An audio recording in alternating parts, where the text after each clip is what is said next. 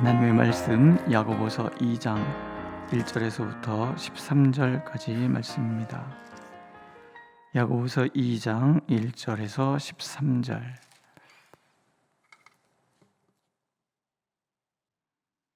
우리 한 목소리로 읽겠습니다. 1절.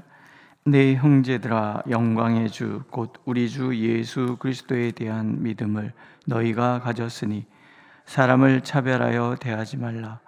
만일 너희 회당에 금 가락지를 끼고 아름다운 옷을 입은 사람이 들어오고 또 남루한 옷을 입은 가난한 사람이 들어올 때에 너희가 아름다운 옷을 입은 자를 눈여겨보고 말하되 여기 좋은 자리에 앉으소서 하고 또 가난한 자에게 말하되 너는 거기 서 있든지 내 발등상 아래에 앉으라 하면 너희끼리 서로 차별하며 악한 생각으로 판단하는 자가 되는 것이 아니냐. 내 사랑하는 형제들아, 들을지어다. 하나님이 세상에서 가난한 자를 택하사 믿음에 부유하게 하시고 또 자기를 사랑하는 자들에게 약속하신 나라를 상속으로 받게 하지 아니하셨느냐. 너희는 도리어 가난한 자를 업신여겼도다. 부자는 너희를 억압하며 법정으로 끌고 가지 아니하느냐. 그들은 너희에게 대하여 일컫는 바 그 아름다운 이름을 비방하지 아니하느냐. 너희가 만일 성경에 기록된 대로 내 이웃 사랑하기를 내 몸과 같이 하라 하신 최고의 법을 지키면 잘하는 것이거니와 만일 너희가 사람을 차별하여 대하면 죄를 짓는 것이니 율법이 너희를 범법자로 정죄하리라. 누구든지 온 율법을 지키다가 그 하나를 범하면 모두 범한 자가 되나니 간음하지 말라 하시니가 또한 살인하지 말라 하셨은즉 내가 비록 간음하지 아니하여도 살인하면 율법을 범한 자가 되느니라. 너희는 자유의 율법대로 심판받을 자처럼 말도 하고 행하기도 하라. 긍휼을 행하지 않는 자에게는 긍휼 없는 심판이 있으리라. 긍휼은 심판을 이기고 자랑하느니라. 아멘. 군자는 의를 따라 행하고 소자는 이익을 따라 행한다. 그런 얘기가 있습니다. 보통 이제 유교에서 군자라는 것이 선한 경지에 이른 사람 얘기인데, 그러니까 성숙한 사람은 의를 행하고 미성숙한 사람은 이익을 따라 행한다. 뭐 그런 말이 되겠죠. 이게 사람을 대함에 있어서 이런 원리가 작동을 한다라는 거예요. 오늘 차별이라는 말이 등장하잖아요. 이 차별이라는 말 자체가 사실은 이익을 따라 사람을 대한다, 그런 말이 됩니다. 내 형제들아, 영광의 주 곧 우리 주 예수 그리스도에 대한 믿음을 너희가 가졌으니 사람을 차별하여 대하지 말라. 아마 초대교회에 그런 일이 있었겠지요. 아주 옷을 잘 입고 뭐 이렇게 금폐물을 이렇게 몸에 지르고 오는 사람들을 보면은 좋은 자리에 안내를 하고, 가난한 사람들이 찾아오면은 그냥 대충 대하고, 그런 모습이 야고보 눈에 보였던 것 같죠. 근데 사실 하나님은 그런 모습을 좋아하지 않습니다. 왜냐하면 하나님은 긍휼의 하나님이시기 때문에 그렇잖아요. 사람들이 다 외면하는 한센병 환자의 외로움을 보시는 긍휼, 목자 없는 양같이 유리하는 백성을 보시는 긍휼, 사랑하는 자의 죽음 앞에서 눈물을 흘리시는 그런 긍휼, 오랫동안 병마에 시달렸던 여인 앞에서, 귀신에 사로잡혀 그 존귀함을 잃어버린 사람 앞에서 예수님은 항상 긍휼을 베푸셨잖아요. 그러니까 우리는 예수님의 모습에서 사람을 있는 그대로 바라보시되 그들의 외로움, 그들의 그 고단한 삶을 살펴보시는 하나님의 긍휼을 배운단 말이죠. 그러니까 우리가 신앙이 좋다라는 얘기는 결국은 하나님의 이 긍휼의 마음을 우리 안에 품는 것인데, 그 긍휼의 대표적인 모습이 사람을 겉모습으로 판단하지 않는 것이라. 이게 차별이다. 율법을 어기는 것이다. 만일 너희가 사람을 차별하여 대하면 죄를 짓는 것이니 율법이 너희를 범법자로 정죄하리라. 이것을 범법이라고까지 얘기하시는 이유, 차별이야말로 하나님의 마음에서 가장 먼 마음, 하나님이 가장 싫어하시는 그런 마음, 심판하시고자 하는 그런 마음입니다. 그런 얘기를 우리에게 들려주는 거예요. 우리 한 사람 한 사람이 하나님의 형상을 닮았다라는 것은 우리를 감싸고 있는 어떤 외부적인 어떤 그런 것이 아니라 내 안에 담겨져 있는 그런 속사람의 그 소중함, 한 영혼을 향한 하나님의 소중함, 그것을 얘기하는 거예요. 하나님께서 결핍을 오히려 부요하다라고 말씀하시는 이유, 그것은 결핍이야말로 자신의 무능에 대한 자각이고 그것이야말로 하나님을 찾는 마음이기 때문에 그렇다. 하나님 말씀하십니다. 하나님이 세상에서 가난한 자를 택하사 믿음에 부요하게 하시고 또 자기를 사랑하는 자들에게 약속하신 나라를 상속으로 받게 하지 아니하셨느냐. 가난해요. 결핍이 있어요.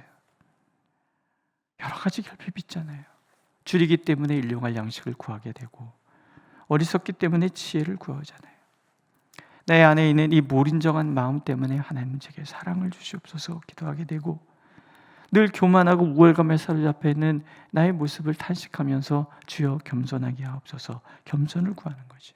기도라는 것은 나의 무능함에서 출발, 무능함에 대한 자각, 나는 정말 아무것도 할 줄 아는 무능한 사람이구나, 무기력한 사람이구나, 아무것도 가진 것이 없구나. 여기에서 기도가 시작이 되는 거거든요. 그 결핍이라는 것 자체가 사실은 하나님을 찾게 되는 이유가 되고, 그 흔들리는 자만이 견고하게 하시는 하나님의 위로에 대해서 갈급할 수 있는. 호세아 선지자는 이렇게 우리에게 말씀합니다. 내가 그를 다 일러 거친 들로 데리고 가서 말로 위로하고 거기서 비로소 그의 포도원을 그에게 주고 아굴 골짜기로 소망의 문을 삼아줄 것이다. 아굴이라는 말이 고통이라는 뜻이잖아요. 거친 들도 마찬가지죠.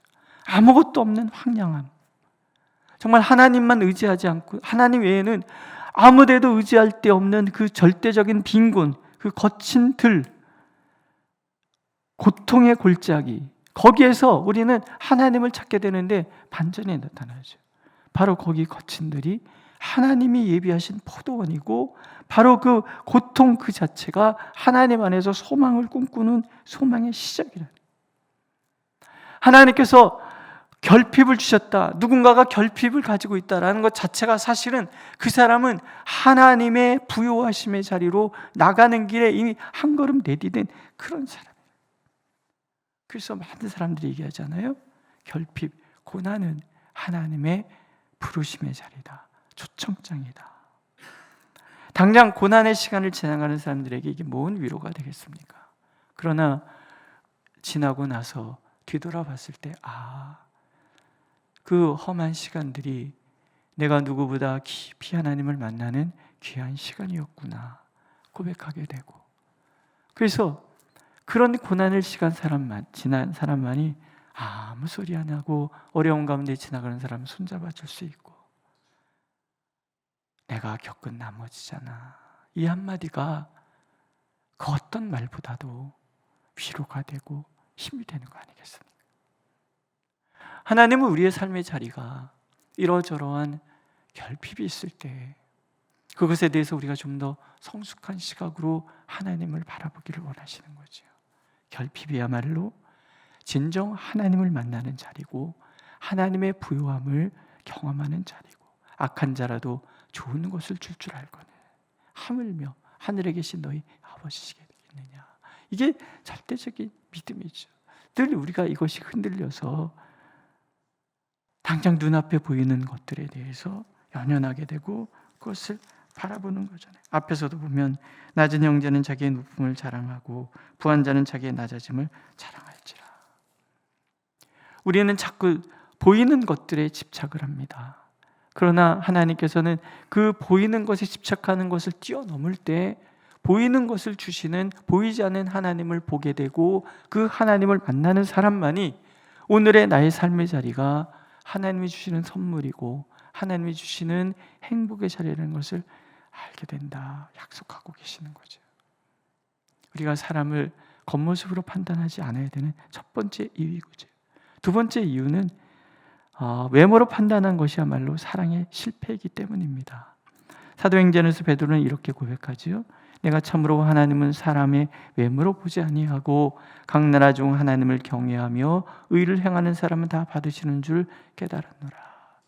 로마 사람 고넬료, 이방인, 유대인들의 입장에서 이방인이라는 것은 벌레와 같은 존재들이에요. 더러운 존재. 그 사람들과 같은 자리에 있는 것만으로도 하나님 앞에 나갈 수 없는 죄를 짓는 것 같은 그런 느낌. 왜 이런 선민의식을 가지고 있었는지는 잘 이해가 안 되는데, 그런데 그 벌레같이 생각했던, 그 부정하다고 생각했던 그 이방인에게도 하나님께서는 성령을 내리신단 말이에요. 베드로가 깨닫는 거야. 하나님은 외모로 보지 아니하시고 여호와를 경외하는 사람은 누구든지 사랑하시는구나. 하나님이 굳이 베드로에게 그것을 보여주셔야 하는 이유. 베드로 안에도 그 마음이 있는 거예요. 갈라디아서에 보면은 베드로가 외식하잖아요. 이방인들과 같이 밥 먹다가 유대에서 사람이 오니까는 안 먹은 척하고 도망가는 것을 보고 그 위선에 대해서 아주 바울 사도가 신랄하게 비난을 해요. 베드로가 가지고 있는 위치라는 게 있잖아요. 수제자라는 그 위치. 그 행동 하나하나가 끼칠 영향력에 대해서 바울 사도가 분노했던 거예요. 사실 그게 하나님의 마음이잖아요. 너희가 만일 성경에 기록된 대로 내 이웃 사랑하기를 내 몸과 같이 하라 하신 최고의 법을 지키면 잘하는 것이거니와. 또 바울 사도는 이렇게 얘기하죠. 사랑은 이웃에게 악을 행하지 아니하나니 그러므로 사랑은 율법의 완성이니라. 율법의 핵심은 겉으로 보기에는 심판의 기준이지만 사실 율법을 주신 하나님의 마음은 사랑이라는 거죠. 내가 구원을 받았다면, 내가 하나님의 사람이라면 먼저 해야 될 것이 하나님을 사랑하는 것이고, 하나님을 사랑하는 사람들이 동전의 양면과 같이 반드시 행해야 되는 것이 이웃을 향한 사랑이에요. 한 사람 한 사람을 사랑하는 마음을 갖는 것. 그러니 차별은 죄며 율법의 정신을 범하는 것이 된다는 거죠. 오늘도 하나님은 우리 자신을 잘 살펴보기를 원하십니다. 사실은 이 하나님의 말씀에 온전히 부합하는 삶을 살아가는 사람들이 얼마나 되겠습니까?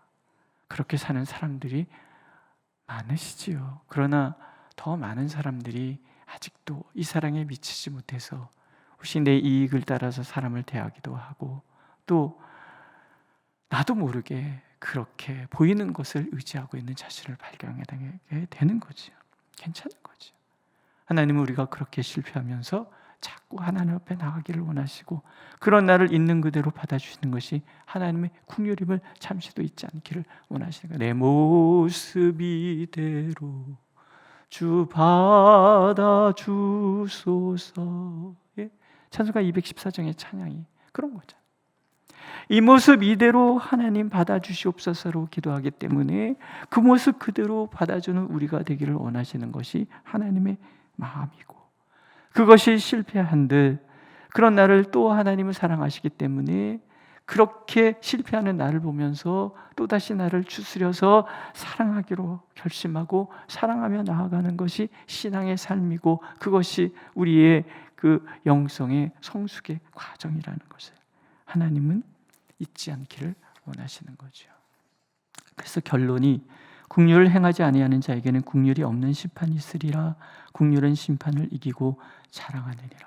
긍휼이라는 마음 자체가 하나님의 마음이고, 이 마음 자체가 하나님의 심판으로부터 벌어지는 율법 자체가 자유함으로 바뀌는 그런 은혜가 된다는 하나님의 약속입니다. 오늘도 하나님 우리의 마음을 돌아보면서 과연 나에게 아는 긍휼이 있는가? 이익을 따라 사람을 대하는가? 아니면 있는 그대로 사람을 대하는가? 고아, 과부, 이방인, 남자, 여자, 부유하거나 가난하거나 장애자이거나 비장애자이거나 하나님께서 우리를 위하여 모든 것을 내어주시는 그 사랑 가운데 있음을 우리가 바라보고 그렇게 우리 자신을 추스린다면 그것이 하나님이 임재하는 교회이고, 그것이 바로 성령 충만한 교회가 아니겠습니까? 나 자신을 사랑하십니까? 하나님은 나 자신을 사랑하기를 원하십니다. 그래서 동시에 내 형제와 자매를 사랑하기를 하나님께서는 원하십니다. 우리 교회가, 우리 한 사람의 삶이 그렇게 긍휼이 가득함으로 긍휼 가득한 하나님의 사랑을 덧입는 삶이 되시기를 하나님께서는 오늘 간절히 원하고 계십니다. 기도하겠습니다. 주님, 우리를 있는 그대로 받아주신다 하시니 참 감사합니다. 그래서 주님께 구합니다. 우리도 있는 그대로 형제와 자매를 받아들일 수 있도록 우리의 마음의 그릇을 넓혀 주옵소서. 우리 안에도 주님의 긍휼의 마음이 가득하도록 우리를 인도하여 주옵소서. 그래서 하나님 앞에서, 사람 앞에서 부끄럽지 않은 우리가 되도록 늘 우리를 인도하여 주옵소서. 그러나 번번이 실패하는 우린 줄 주님께서 아시오니 이런 모습 이대로 주님 앞에 나갑니다. 오늘도 우리를 새롭게 하여 주옵소서. 예수님의 이름으로 기도드렸습니다. 아멘. 하늘에 계신 우리 아버지, 아버지의 이름을 거룩하게 하시며 아버지의 나라가 오게 하시며 아버지의 뜻이 하늘에서와 같이 땅에서도 이루어지게 하소서. 오늘 우리에게 일용할 양식을 주시고 우리가 우리에게 잘못한 사람을 용서해 준 것 같이 우리 죄를 용서하여 주시고 우리를 시험에 빠지지 않게 하시고 악에서 구하소서. 나라와 권능과 영광이 영원히 아버지의 것입니다. 아멘.